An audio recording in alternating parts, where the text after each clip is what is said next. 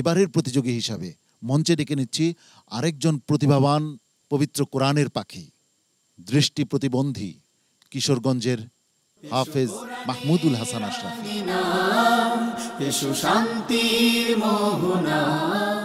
السلام عليكم ورحمة الله وبركاته. وعليكم السلام ورحمة الله وبركاته. فانظر كيف كان. أعوذ بالله من الشيطان الرجيم. بسم الله الرحمن الرحيم.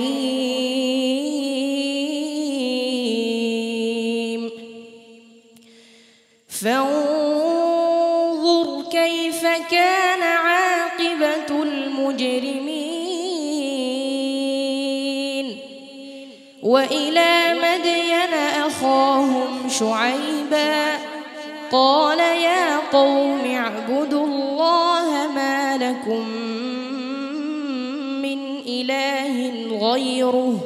মাহমুদুল হাসান আশরাফী, তোমার আগে যে পড়ছিল মুসাফার আয়াতগুলি, এই অংশ বিশিষ্টি যে আয়াতের মধ্যে আছে ওই আয়াতের শুরু থেকে পড়ছি, দেখো নাই তুমি? জি। তো তুমি আয়াতের শুরু থেকে শেষ করে দিছো। ওই আয়াতের শুরু থেকে পড়ে আসতে হবে, পুরো আয়াতটা শেষ করে পরবর্তী আয়াত পড়বে। হ্যাঁ। وأمطرنا عليهم مطرا فانظر كيف كان عاقبة المجرمين. ثم بعثنا من بعدهم موسى بآياتنا إلى فرعون وملئه فظلموا بها فانظر كيف كان عاقبة المفسدين. بل كذبوا بما لم يحيطوا بعلمه ولما يأتهم تأويله كذلك كذب الذين من قبلهم فانظر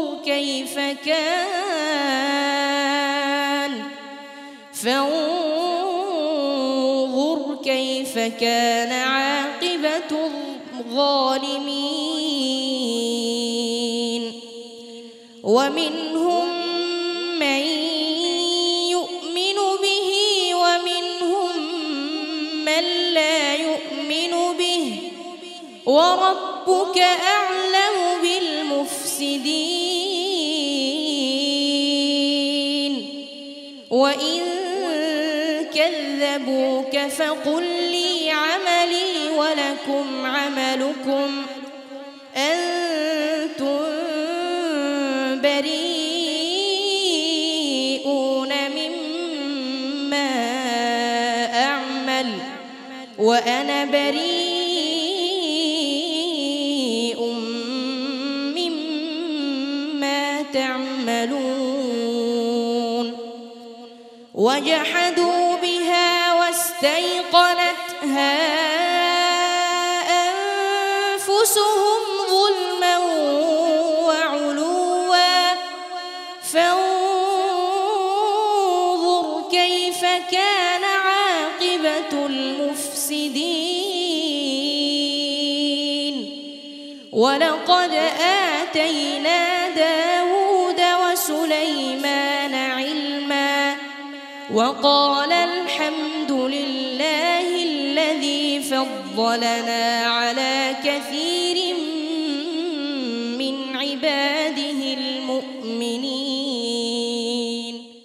তুমি তো আরো একটা সিরিয়াল মেনটেন করতে পারো নাই, একটা বাদ দিয়ে বলছো সিরিয়াল ঠিক, ধারাবাহিকতা ঠিক নেই, আরো 3টি আছে, মোট 9 জায়গায় আছে। এই আয়াতটি শব্দটি কত জায়গায় আছে? 9 জায়গায়। 9 জায়গায়। সাদাকাল্লাহুল আযীম। সাদাকাল্লাহু মাওলানাল আযীম। মাহমুদুল হাসান আশরাফীকে সম্মানিত উস্তাদজি তার মূল্যায়নে বলেছেন সে কাঙ্ক্ষিত মানের সাফল্য আজ দেখাতে পারেনি। হাফেজ মাওলানা আবু ইউসুফ, আপনি কি বলবেন? বিগত বেশ কয়েকটা পর্বেই কিন্তু তোমাকে সতর্ক করা হচ্ছে আশরাফি। এরপরও কিন্তু তোমার আরেকটু কিন্তু সতর্ক হওয়া দরকার ছিল। হ্যাঁ, এই প্রতিটা রাউন্ড কিন্তু অত্যন্ত গুরুত্বপূর্ণ। হ্যাঁ, যে লোকমা গেলেই যে বাদ হবা তা কিন্তু না, এখানে অনেকগুলো বিষয় দেখে কিন্তু মার্কিং করা হবে। হ্যাঁ, খুব খেয়াল করবে, এগিয়ে যাও। মোহতারাম হাফেজ কারি জহিরুল ইসলাম। যে প্রশ্নটি মুতাশাবিহাত করা হয়েছে, ধারাবাহিকতার মধ্যে কিছুটা সমস্যা হয়েছে। সংখ্যার বিষয় যা আছে তার চেয়ে একটু কম বেশ সে বলেছে, সঠিক বলতে পারলে সেটাও একটি প্লাস পয়েন্ট ছিল। তো এখন কি হয় বিচারকদ্বয়ের রায়ে অপেক্ষা করতে হবে, ইনশাআল্লাহ দোয়া করতে থাকো। মোহতারাম অতিথি মাওলানা ওবায়দুল্লাহ হামজা। রাসূল সাল্লাল্লাহু আলাইহি ওয়াসাল্লাম একটি হাদিস আব্দুল্লাহ ইবনে মাসউদের তেলাওয়াতে ফ্রেশনেস আছে বলেছিলেন। আমি মনে করছি তার তেলাওয়াতের মধ্যে কোরআনের ফ্রেশনেসটা আমি উপভোগ করেছি। আল্লাহ পাক আরও সামনে এগিয়ে যাবার তাকে তৌফিক দান করুন। মাহমুদুল হাসান আশরাফি, তোমার জন্য শুভকামনা এবং দোয়া রইল আমার পক্ষ থেকে। আসসালামু আলাইকুম ওয়া রাহমাতুল্লাহি ওয়া বারাকাতুহু। কোরআনের আলো, PHP কোরআনের আলো।